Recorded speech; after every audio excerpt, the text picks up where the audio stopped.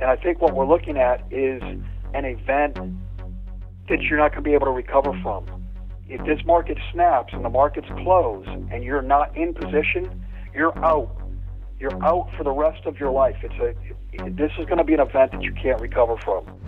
Hey guys, I have an urgent update. Today is Saturday, April 30th, and we have Bill Holter from JS Mindset back on the line. Guys, things are breaking down. Something big is happening. Recall the recent behind-the-scenes secret meetings between Obama and Yellen? And now on Friday, the U.S. Treasury has given explicit warnings to China, Germany, and Japan not to devalue their currencies. There's extreme dollar weakness, and the best performing commodity asset to date has been silver and silver stocks.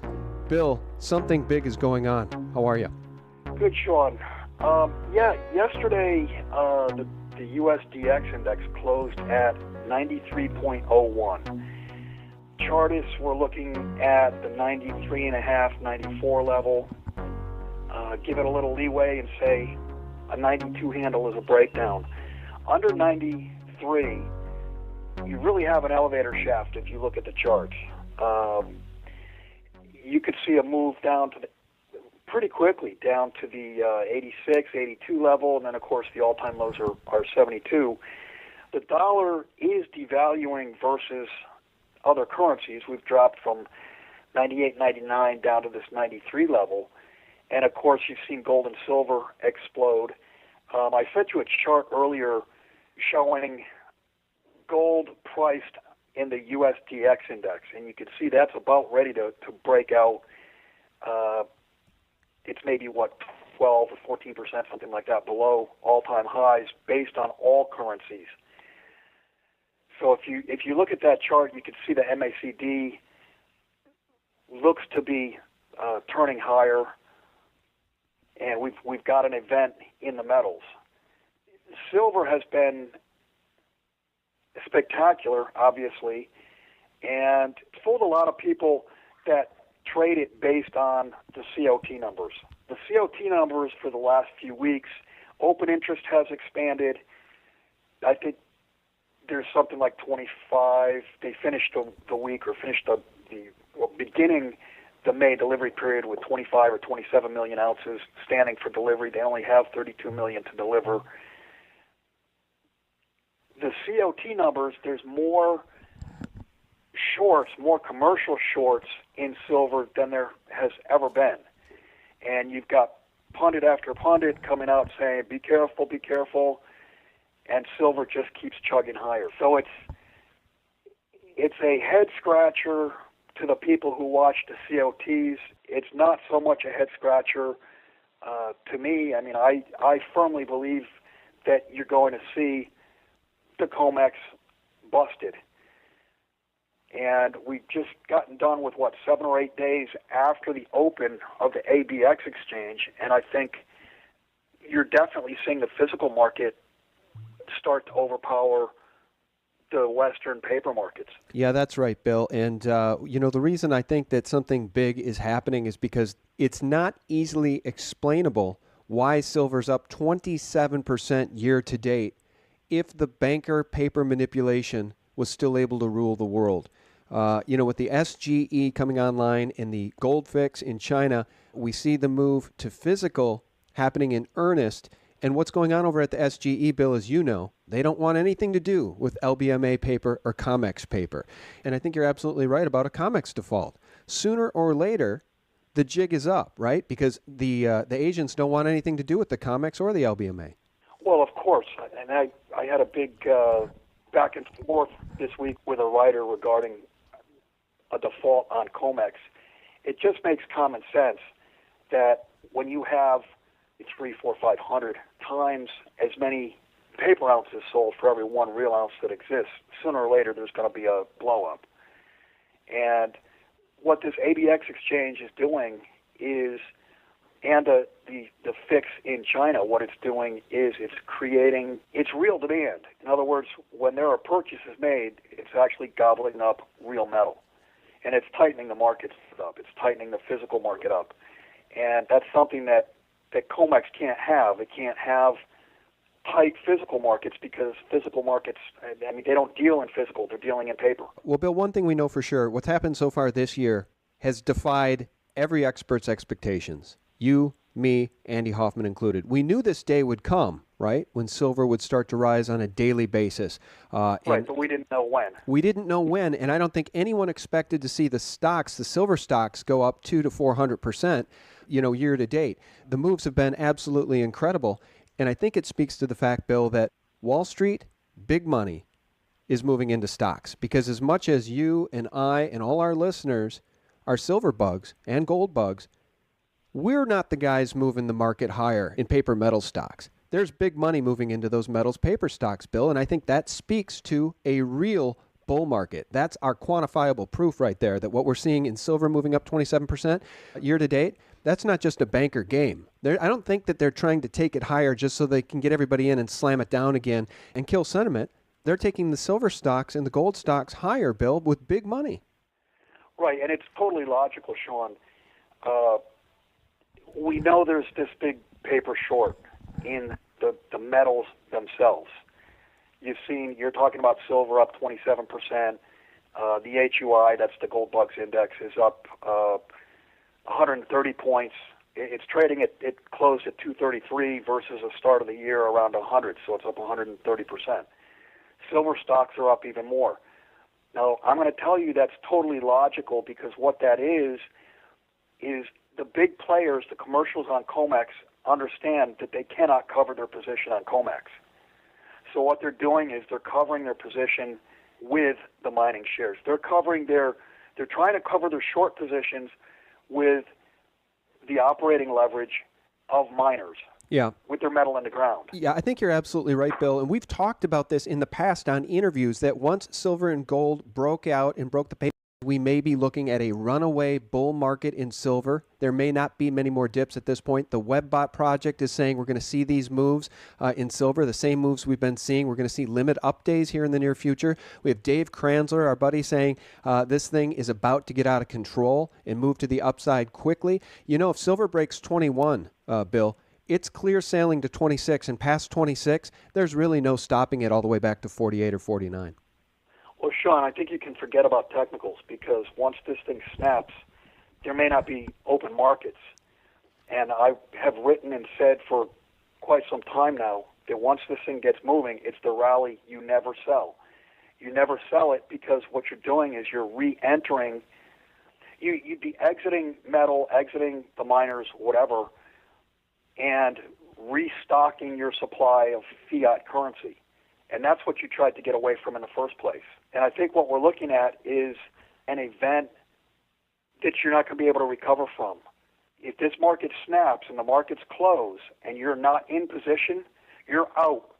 You're out for the rest of your life. This is going to be an event that you can't recover from. Yeah, I want to play a soundbite for you here in a minute that I think is extremely curious and worth talking about. But first, I want to mention, Bill, some of the incredible headlines from just the past 72 hours. Now, you and I have been talking about the collapse for a very long time. What does a collapse look like? When it's a blue sky, beautiful Saturday, and people are out watching their kids play lacrosse or soccer or baseball, collapse is hidden in the background, right? We don't see it. But for those of us who are paying attention, we see it. Again, I want to mention that Obama-Yellen secret set of meetings. And I want to re-mention the U.S. Treasury giving explicit warning to China, Germany, and Japan not to devalue their currencies. Sean, the Treasury warning other countries not to devalue their currency means that the Treasury wants to devalue the dollar. And when I asked a senior member of the Obama administration last week, how are we going to grow exports if we won't allow nominal wage deflation?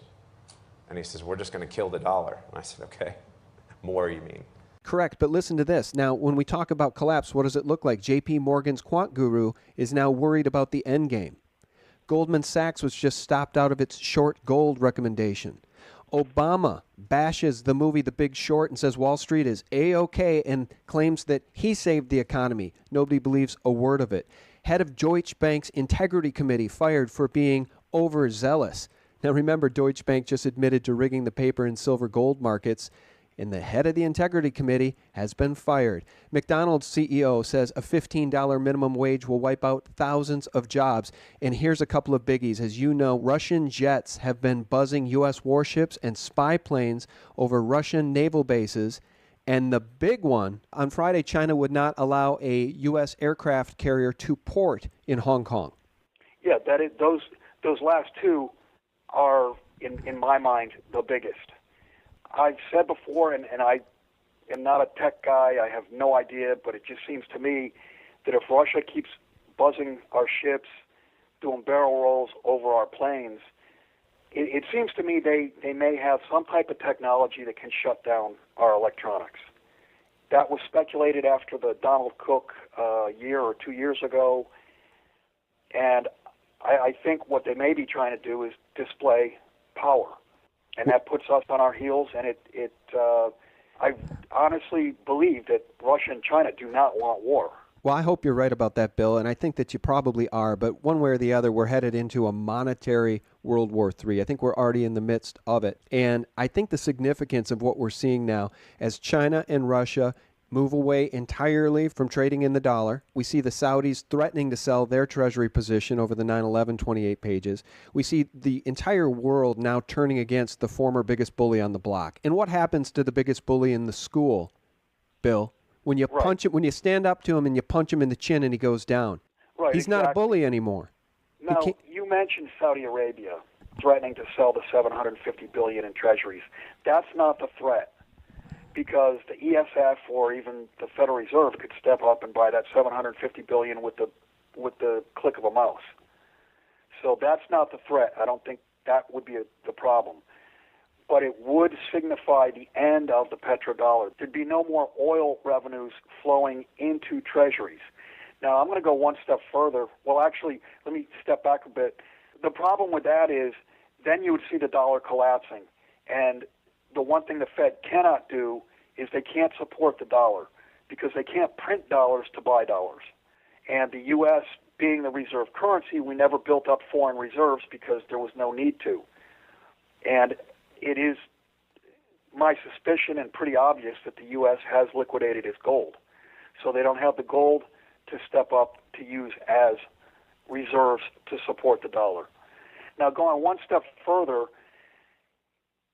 we know that Saudi Arabia has been in talks with China. Saudi Arabia and Russia are vying back and forth to be China's largest oil producer. What if King Salman announced a deal with China and announced that in yuan? Let's say they did it on a Friday night or over the weekend. Monday wouldn't come. I mean, markets would be destroyed before they could even open. Yeah. It's very possible, and we've said, Bill, the end will come like a thief in the night. And, you know, when you see silver up 27% year to date, knowing that the banks don't want that, the criminal banks don't want to see silver and gold displace the dollar, right? They don't want to see the confidence in the petrodollar broken. The end could come like a thief in the night. And what you've just described is the end. And as we've been documenting, John Williams has been predicting hyperinflation of the dollar would rear its ugly head in 2016. You know, up to this point, that didn't seem possible. I'm starting to believe it is possible, Bill. It could happen. It may not happen till October, November, but it could happen in 2016 that we could see the dollar crash. I think you're absolutely right. And you keep saying 27% year to date. That is going to be in the rearview mirror, small potatoes. I mean, you could see, you know, the price of silver, call it $18 now, or silver in your hand, $20 or $21, whatever. You could see moves of $18, $20 a day, and larger than that when this thing snaps. When they lose control, there's no way to peg a price. There's no way to forecast a price. All right. Now I want to play that soundbite for you that I mentioned just a little bit ago, and I want your impression of this. I don't know if you've heard this, Bill, but this is a big one. This is General Mark Milley. He's the U.S. Army Chief of Staff, and he was giving the keynote address to the ROTC Centennial Symposium on April 22nd at Norwich University. And I want to play for you something that he said that I think is startling and speaks to what we've just been talking about, which is a complete and total breakdown of society as we know it. Listen to this. If the world of 1916 was complex, or the world of 1945 was complex, the world of 2016 is intensely complex. And I can tell you that from personal experience, and I know there's many others who can tell you that as well. And you will graduate and be in that world, and you're going to be leading the soldiers and the sailors, the airmen and the Marines in that world. You'll be dealing with terrorists. You'll be dealing with hybrid armies. You'll be dealing with little green men. You're going to be dealing with tribes. You'll be dealing with national leaders and local leaders. Did you hear that? Yes. Bill, I want your impression of what he just said. You'll be dealing with terrorism. You'll be dealing with hybrid armies. You'll be dealing with little green men. This is General Mark Milley, the U.S. Army Chief of Staff.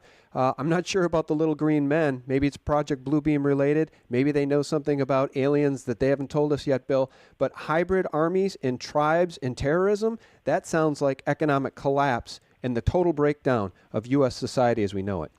Yeah, all I can say is wow. That's unbelievable. It's powerful, right? Very powerful, and it does make you think. You know, what exactly is he talking about? What does he know that we don't? Obviously, he has information that we don't have, and for him to throw that list out,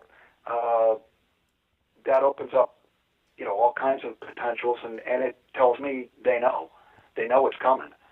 And I'm going to play it again just so everybody can hear that last part about terrorism, hybrid armies, and little green men. Listen to this. You'll be dealing with terrorists. You'll be dealing with hybrid armies. You'll be dealing with little green men. You're going to be dealing with tribes. You'll be dealing with national leaders and local leaders. Bill, I agree with you. I think that the powers that be know some things that they are not telling the people. And you and I have been talking about this for a very long time. The most horrifying narrative that could be told is the story of what's going on behind closed doors between Obama, Yellen, and their Wall Street partners at JP Morgan, Goldman Sachs, and the other criminal banks. What's going on behind the scenes, I think, would make people's toes curl if they knew how close to the end we are. Well, Sean, we do know that. I mean, you can see it from a financial standpoint, but you need to make the leap from a financial standpoint. When that collapses, what happens? Once the financial markets collapse, it's every man for himself, and our way of life is gone and will never return in our lifetimes. Well, that's sobering commentary, and I wish it weren't so. I wish that it was not going to get that bad. The struggle for human freedom and liberty, undertaken by our founding fathers, undertaken by the revolutionaries in the war against King George, the very foundational principles of our freedom, the Magna Carta, the Bill of Rights, the Constitution, it's all at risk should this nation fall into absolute despotism and should the people become absolutely poverty-stricken, as we've seen the people of Venezuela become, Bill. That's what we're talking about here, is an absolute breakdown of life as we know it, and I don't wish it on any of us. I don't wish it on any of our sheeple people, friends, and neighbors either, the ones that can't see, they don't have the eyes to see or the ears to hear. Some may say they deserve it, but I don't think they deserve what's coming. It's going to get far worse than most people, even our listeners, would expect. Sean, I obviously don't wish it, and wish we could have our way of life go on forever. It's good, it's fun, but it's also common sense that we're broke. We've overspent, we've overlived, we've over everything for the last 50 plus years, and paying it back means we're going to have to underlive for a generation at least, maybe two generations.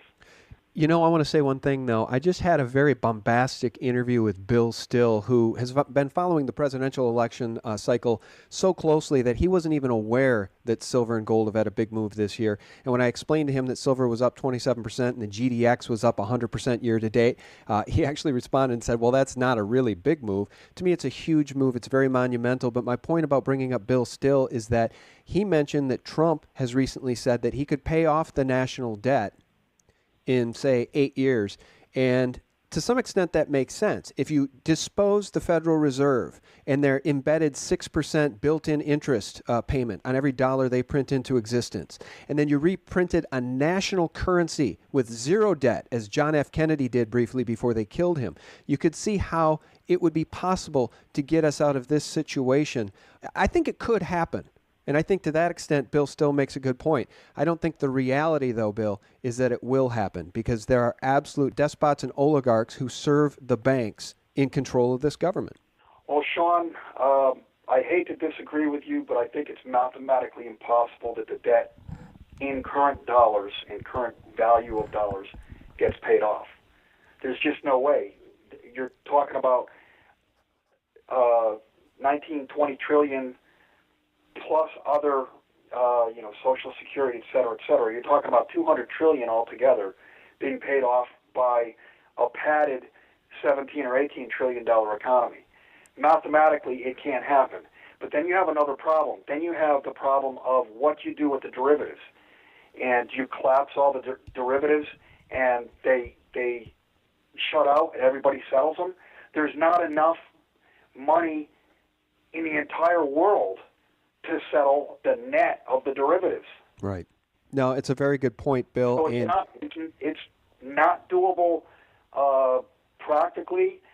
Maybe in theory you could make a case for it, but it's not going to happen. Yeah, you make a great point because, of course, the $19 trillion in stated debt does not include the unfunded liabilities of over $200 trillion. We see what's going on with the pension funds that are over-leveraged in Illinois, California, and other places. They're on the verge of absolute collapse, and I think that describes the U.S. economy and the U.S. debt situation to a T. You're absolutely right, Bill. Okay, Bill, listen, before we move on, I want to bring up one thing. And it's this article rebuttal that you wrote to Moriarty, and I just want to say this about it.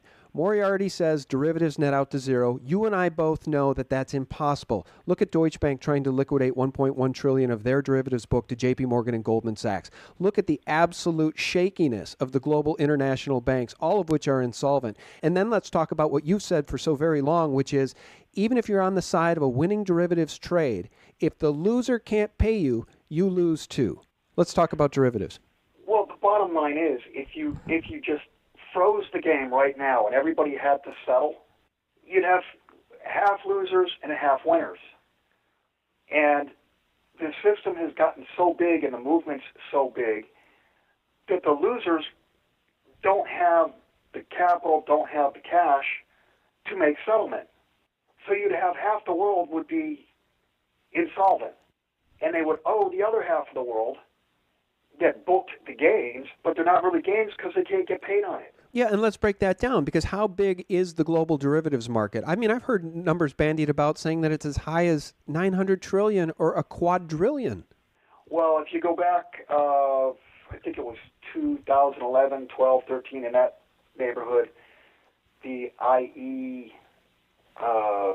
the derivatives bean counters calculated 1.4 quadrillion. Yeah. And then they came back a year later or 2 years later, and they said, oh, no, we overcounted it. It's only 700 or 800 trillion. Use the figure of a quadrillion or a quadrillion plus. I mean, you're talking about the U.S. economy is only 17 trillion. Well, and that's the point I wanted to make. So if derivatives netted out to zero, let's say that they netted out 90%. 10% of a quadrillion is $100 trillion. Right. So the losers don't have $100 trillion. Pardon? The 100 trillion. Where is the 100 trillion going to come from? That's the right. losers don't have 100 trillion to pay the winners. That's right. And we'll leave it with this. I continue to bring up the 1988 cover of The Economist, the Rothschild Economist magazine, with the phoenix rising from the flame of burning dollars and the gold medallion around its neck saying 2018, get ready for a global currency. It's 2016 and a half, Bill, and I think they're right on track. They're going to kill the dollar, and they're going to try to introduce a global currency to save us all. Oh, I absolutely think the timeline going back, 30 years? Or almost 30 years. That's about right. And like I said, this is the rally in silver, gold, and miners that you don't sell. Because if you sell, you're restocking yourself with fiat that with the flip of a switch can become devalued or worthless overnight. That's right. Well, guys, I want to thank you all for listening to this important update with Bill Holter. And, of course, Bill Holter is one of the trusted pundits we speak to as often as we can, and Bill's work can be found over at JS Mindset. Bill, why don't you explain a little bit about what you're doing now with some of your writings and how people can find them? Most of my writings now are on a subscription basis. It can be found at jsmindset.com. We have a public side, which will continue, and then my writings and a weekly interview between Jim Sinclair and I gets put up generally over the weekend. So if you do want to follow the bulk of my work, I do put out one or two public articles per month, although I put out two this past week. But if you want to follow my work, please come to jsmindset.com.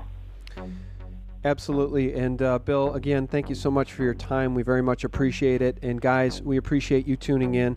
And thanks for your support over at sgtreport.com and thelibertymill.com. Real news 24/7. And the last word on this thing, guys, I would just really advise everybody to take the time to warn all your friends, family, those you love, one more time. So often our warnings are not heeded and they fall on deaf ears. But I think the hour is late. It's worth trying to rattle people's cage one last time. Try to get them to wake up. Give them one last warning, because I think their chance to get precious metals and save themselves from absolute catastrophe, their time is running out. So I guess that's it. Bill, thank you so much. My pleasure, Sean. All right, guys, thanks for tuning in, and stay tuned. On Sunday night, I'll be releasing a new interview with James Perloff, and we're going to be talking about the history of false flag terror that has dragged the United States into war after war after war, going all the way back to our very foundations. Have a terrific week. God bless.